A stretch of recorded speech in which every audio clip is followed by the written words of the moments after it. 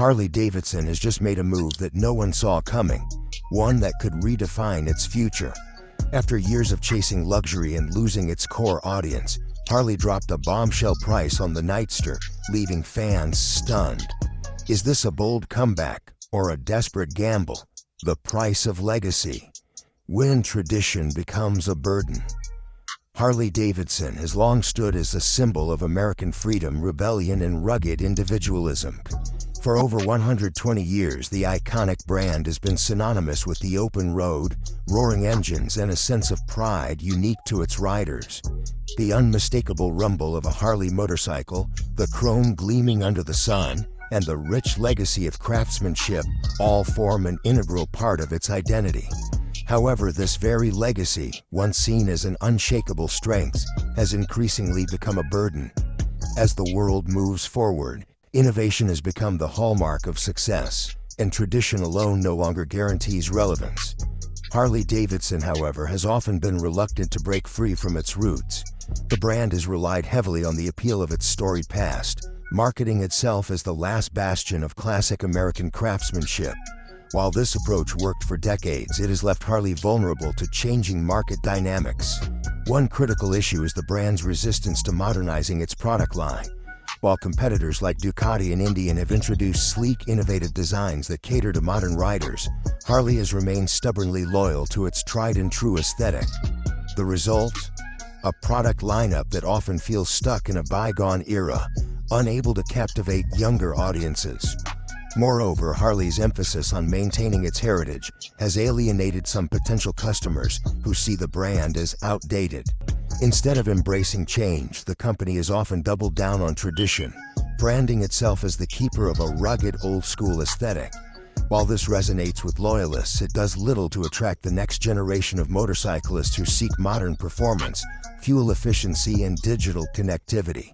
Yet, while Harley clings to its past, other motorcycle manufacturers are moving ahead with bold, innovative designs and marketing strategies. The question remains, can Harley evolve without losing the essence that made it legendary? But as Harley struggles with tradition, another challenge looms large. Its high price tag is driving riders away. The cost of exclusivity. How pricing drove away riders. For decades, Harley-Davidson cultivated an image of exclusivity. Owning a Harley wasn't just about having a motorcycle, it was a statement of identity, a badge of belonging to a rugged, rebellious culture. However, that sense of pride came at a steep cost. As Harley continued to position itself as a premium brand, prices soared, pushing away many of the blue-collar riders who once formed its core customer base. The reality is stark. Harley motorcycles have become prohibitively expensive. With entry-level models priced around $15,000 and more advanced cruisers exceeding $30,000, the average buyer has been priced out. The result? A shrinking customer base that can no longer afford to buy new Harleys. Meanwhile, competitors like Indian and Honda have capitalized on this gap. The Honda Rebel, for instance, starts at just around $5,000, offering an accessible entry point for new riders. Indian Motorcycles has also diversified its lineup with more affordable models that don't sacrifice performance. The difference in pricing is not just a financial issue, it's a philosophical one.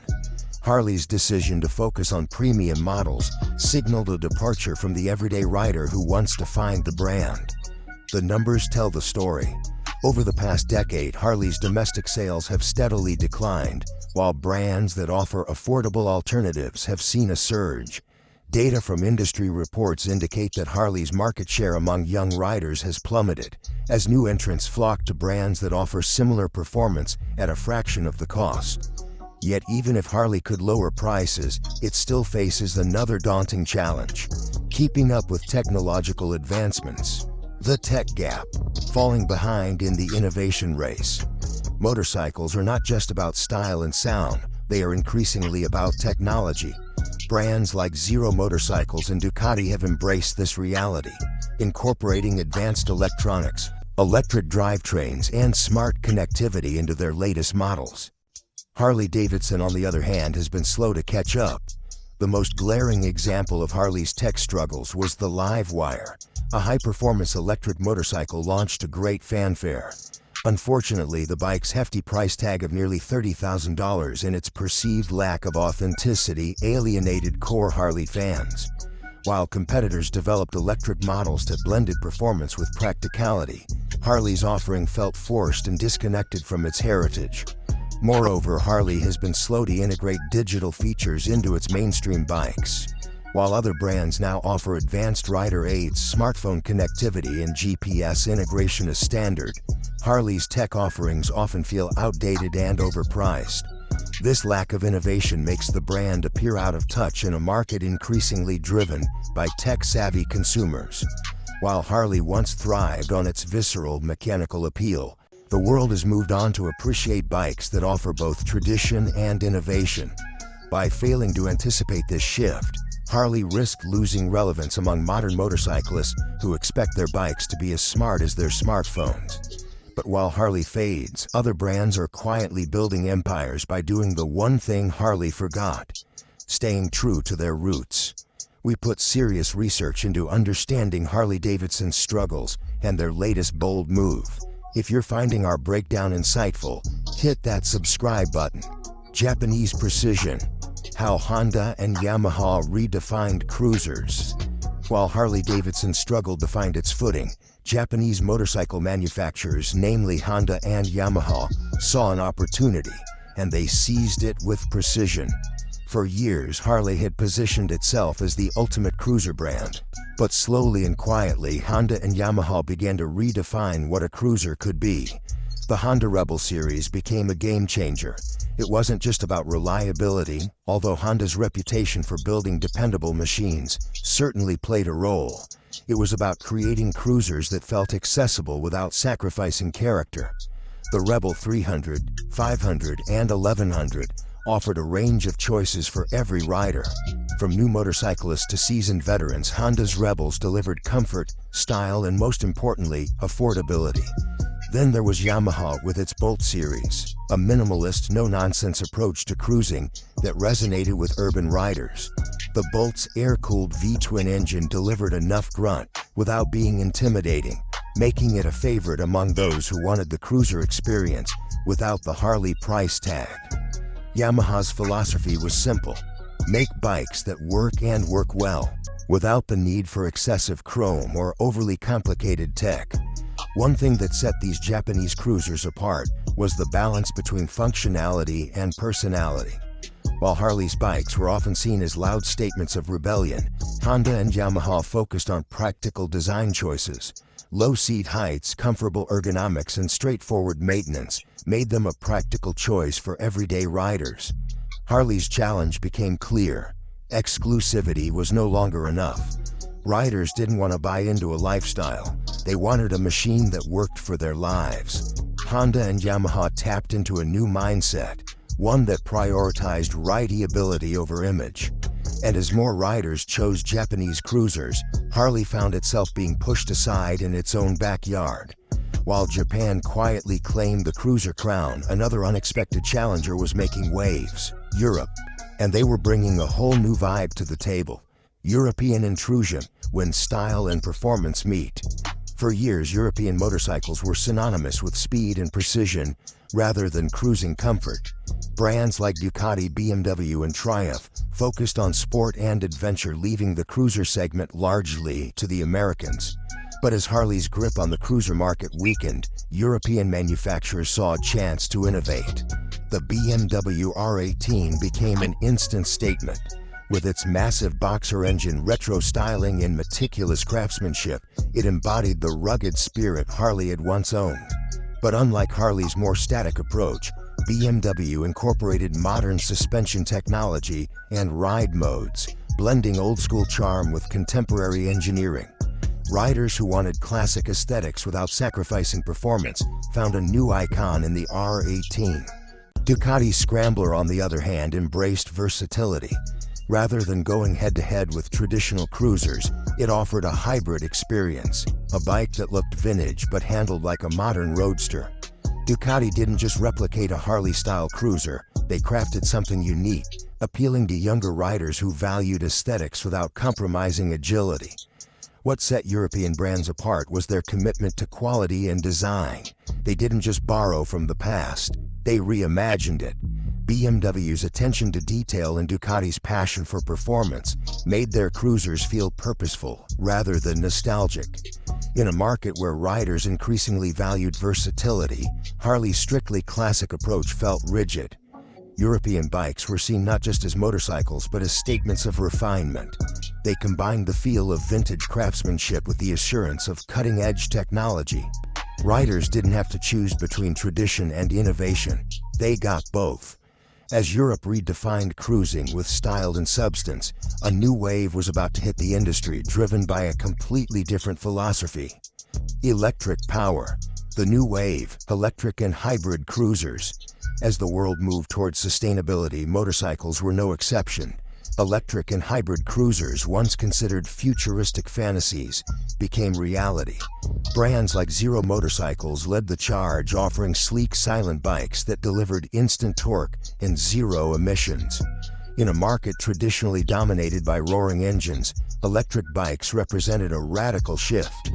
Harley's own attempt at going electric, the Livewire, was both ambitious and risky. Priced at nearly $30,000, it aimed to bring Harley into the modern era. Yet the response was mixed. While some praised its speed and smooth handling, others lamented the loss of the iconic Harley rumble. For many, it felt less like an evolution and more like a departure from what made Harley iconic. The challenge for Harley was not just creating electric bikes, but making them feel like Harley. Riders who grew up with the sound of a V-twin found the silence unsettling. Meanwhile, brands like Zero focused less on legacy and more on innovation, capturing the attention of younger, tech-savvy riders. Electric motorcycles appealed not just because of their eco-friendliness, but due to their efficiency. Younger generations valued practicality over tradition, and they saw electric bikes as a forward-thinking choice. For Harley, the question remained, could they attract this new demographic without alienating their traditional base? With electric and hybrid bikes challenging tradition, Harley found itself at a crossroads. Could they modernize without losing their soul? The answer would determine whether they could survive in an industry where innovation increasingly outweighed legacy. The Corporate Conundrum: profits over passion. In the quest for profitability, Harley-Davidson's leadership may have lost sight of what truly made the brand iconic. For decades, Harley wasn't just a motorcycle manufacturer. It was a cultural phenomenon, embodying freedom, rebellion, and the raw spirit of the American road. But somewhere in the boardroom, a shift occurred. The focus moved from maintaining this legacy to squeezing every possible dollar out of the brand's image. One glaring example is the ill-fated Livewire launch. Harley sought to compete with emerging electric motorcycle brands by releasing the Livewire, an electric bike that was supposed to signal a new innovative direction. Priced at nearly $30,000, the Livewire was marketed as a high-tech, forward-thinking machine. However, the core Harley audience, loyalists who valued the roar of the V-twin engine and the classic aesthetic, felt alienated. For them, Harley's embrace of electric technology felt not only premature, but almost sacrilegious. The launch was met with lukewarm enthusiasm at best and outright hostility at worst. At the heart of the problem was a fundamental misunderstanding. Harley's decision-makers believed they could reinvent the brand without honoring its roots. They pursued new markets while disregarding the very culture that had kept the company alive for over a century. Instead of making incremental changes that balanced tradition with innovation, Harley opted for a bold leap, one that many felt ignored their identity entirely. Internally, this tension between heritage and modernization created a divide. Some executives pushed for a future-oriented strategy, while others cautioned against abandoning the core ethos. The result? A series of inconsistent decisions, wavering between maintaining legacy and chasing fleeting trends. These internal conflicts not only weakened Harley's strategic direction, but also signaled confusion to their consumer base. As profits took precedence over passion, Harley's leadership found itself increasingly disconnected from the riding community. The lack of clear vision was evident in subsequent product releases, marketing campaigns, and dealership strategies. Harley's community, once proud to ride and represent the brand, began to feel sidelined, and when the leadership wavers, the riders lose faith. But while corporate missteps were damaging, the real blow came when Harley's American spirit found itself outsourced. The production shift. American pride versus global efficiency. Few brands have tied themselves to American identity as tightly as Harley-Davidson. For generations, buying a Harley meant buying into a legacy of American craftsmanship, blue-collar pride, and local manufacturing. However, as global economic pressures mounted, Harley began shifting some of its production overseas, a move that many loyal riders perceived as betrayal. Manufacturing parts abroad and assembling them domestically allowed Harley to cut costs, but it also diluted the authenticity that was central to the brand's appeal. When images surfaced of Harley components stamped "Made in Thailand" or "Made in India," die-hard fans were outraged. How could a symbol of American freedom be built on foreign soil? The backlash was swift and fierce.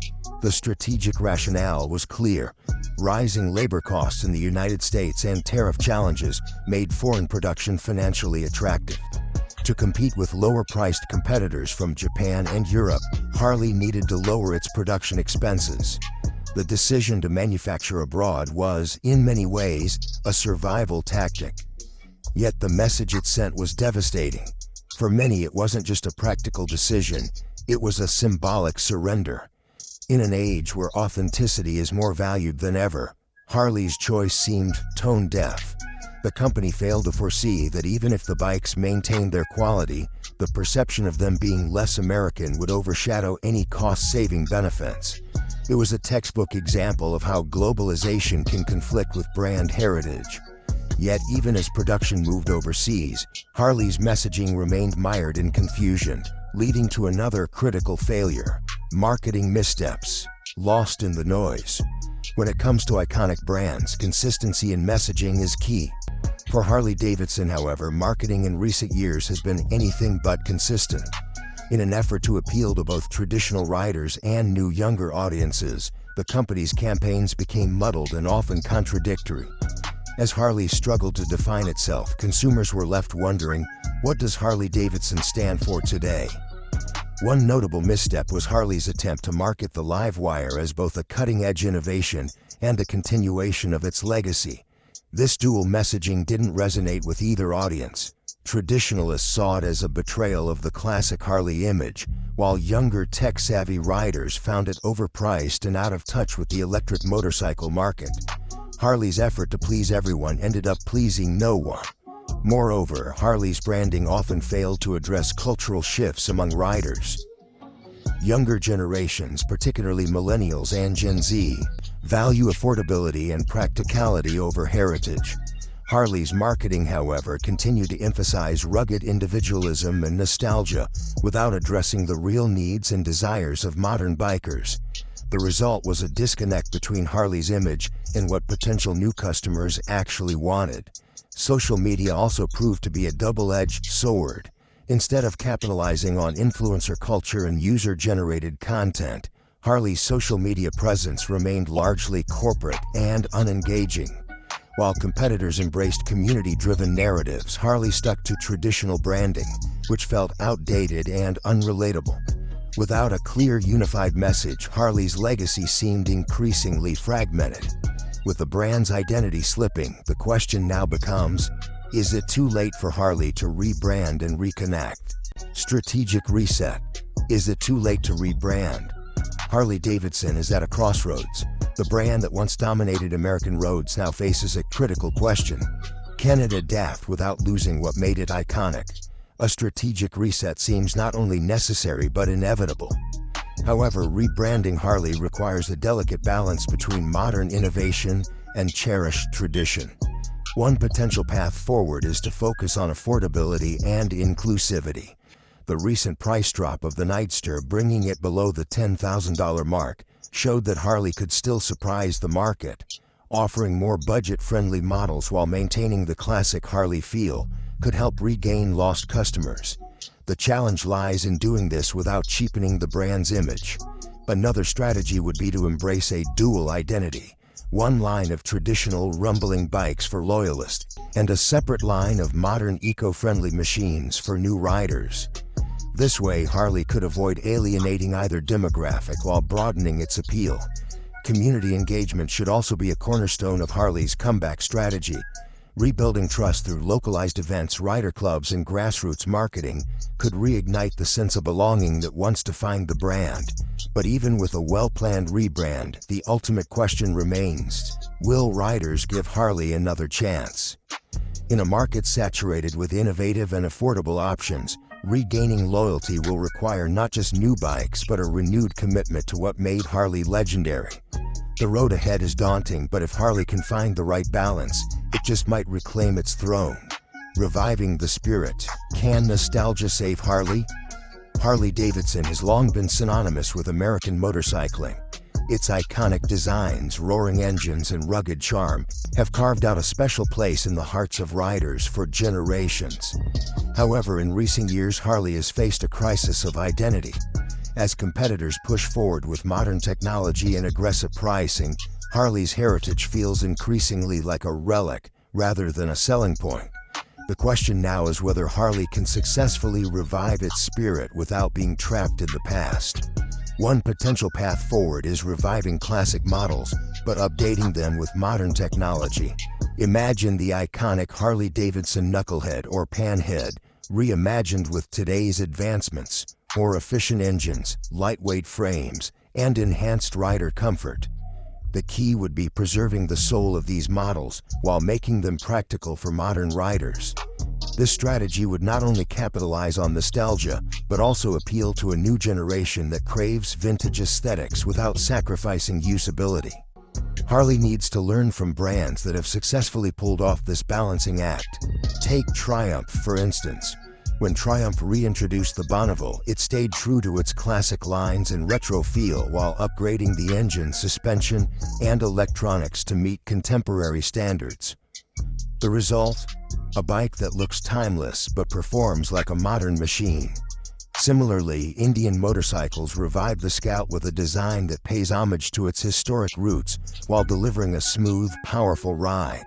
These brands didn't abandon tradition, they enhanced it. Reviving classic models could do more than just sell bikes. It could reignite a sense of pride among Harley's loyalists, many of whom feel alienated by the brand's recent ventures into electric and high-priced premium models. The classic appeal, when paired with thoughtful modernization, might just be the winning formula. However, relying solely on nostalgia could be a trap. In a market that demands innovation, Harley cannot afford to ignore future trends. The challenge is balancing reverence for history with the demands of the present. If Harley can pull it off, they may just recapture the spirit that made them legendary. But even if nostalgia works, it's only part of the solution. Innovation versus tradition. Finding the balance. The motorcycle industry is evolving at breakneck speed, driven by technology and shifting consumer expectations. Harley finds itself at a crossroads. Should it continue to innovate or stick to its traditional roots? This dilemma is at the core of Harley's struggle to remain relevant.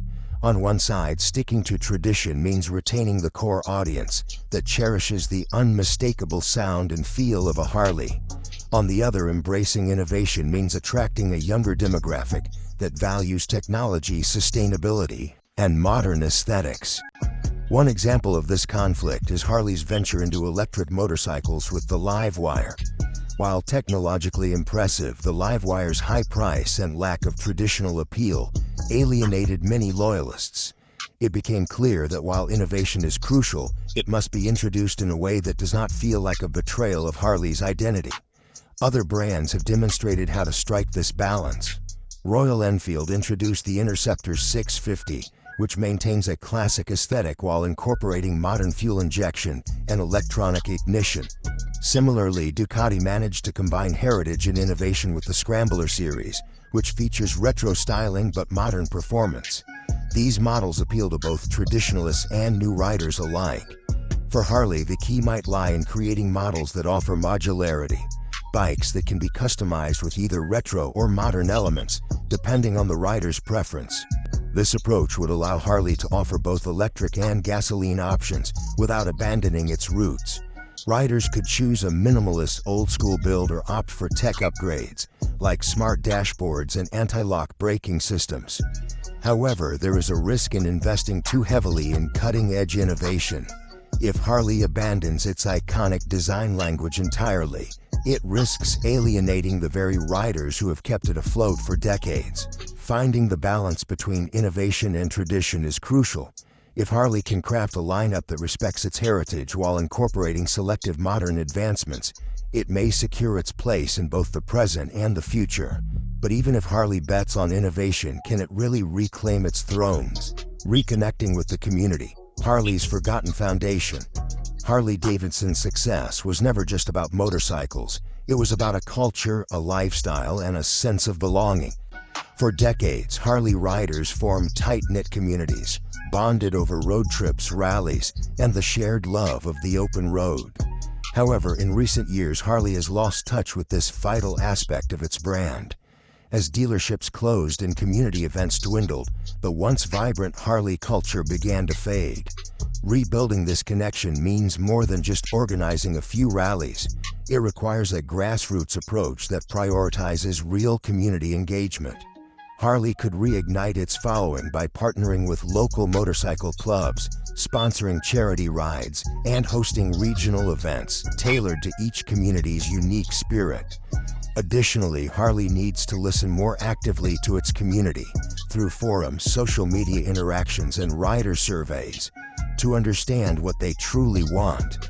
One successful example comes from Indian Motorcycles, which has made great strides in fostering rider loyalty by hosting branded rides and maintaining strong dealership networks. Indian's community-first approach has not only increased sales but also revived a sense of ownership and pride among its riders. Harley must learn from this strategy and re-establish its roots in the rider community. Moreover, Harley could launch a loyalty program that rewards riders not just for purchases, but for participation in community events, club memberships, and local dealership interactions. Such an initiative could help bridge the gap between the brand and its disillusioned fan base. But even community support won't matter if Harley can't adapt to a changing market. The road to redemption. A last chance for Harley. Harley-Davidson is at a turning point. To secure its future, the brand must adopt a multifaceted strategy that combines nostalgia, innovation, community engagement, and strategic branding. Simply put, Harley must remember its past without being trapped by it, embrace modern technology without losing its soul, and reconnect with its community while addressing the needs of the next generation of riders. One crucial move would be to diversify its lineup. Offering a broader range of entry-level bikes priced under $10,000 could draw in younger riders. Simultaneously, Harley should maintain its premium models for die-hard enthusiasts. But Nightster's recent price drop shows that affordable models can generate significant buzz. Beyond pricing, Harley must refine its brand image. Emphasizing craftsmanship, American roots, and reliability could rebuild trust. Partnering with local dealerships to offer exclusive experiences and fostering a community-centric brand image will also help reconnect with its core audience. Thanks for watching. Do you think Harley's comeback plan will succeed, or is it too little too late? Drop your thoughts in the comments below. Don't forget to like and subscribe for more in-depth analyses on the motorcycle industry.